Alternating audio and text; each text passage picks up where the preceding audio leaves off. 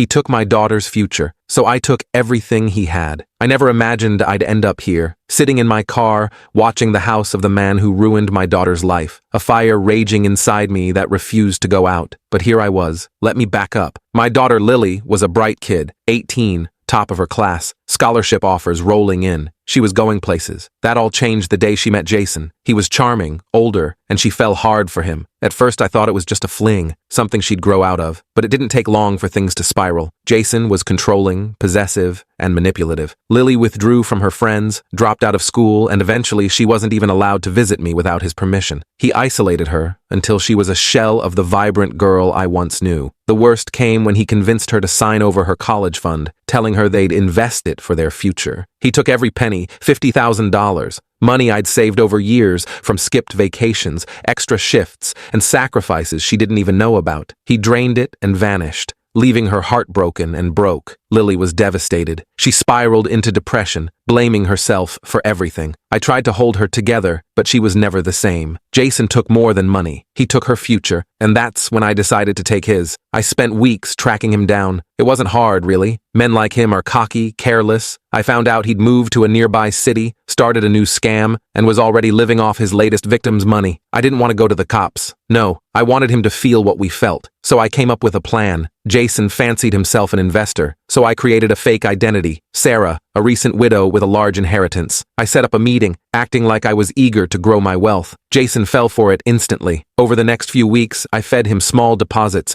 pretending to trust him more and more. He was salivating over the thought of draining this widow's fortune. One night, I let him know that I was ready to go all in. I'd sold him the lie that I had $500,000 from my late husband's estate, and Jason was too greedy to question it. I transferred the fake sum to his account, and he thought he'd finally hit the jackpot. But what Jason didn't know was that I'd been monitoring his every move. I had access to his accounts, his emails, everything. Once I knew the money was in his hands, I drained every cent he had. Not just my inheritance, but all his personal funds, his savings, even his secret offshore accounts. I took it all, right down to the last penny. It wasn't just about the money. I leaked everything. His scams, his fraudulent transactions, his shady dealings with people far more dangerous than me. The authorities got involved, of course, but I didn't stop there. Jason had spent years living in luxury at the expense of others. So, I made sure that when they froze his assets, seized his properties, and shut him down, he had nothing left. No safety net, no escape. Just the knowledge that someone had finally outplayed him. As I sit here, watching the repo trucks roll up to his mansion, I can't help but smile. Jason's been served,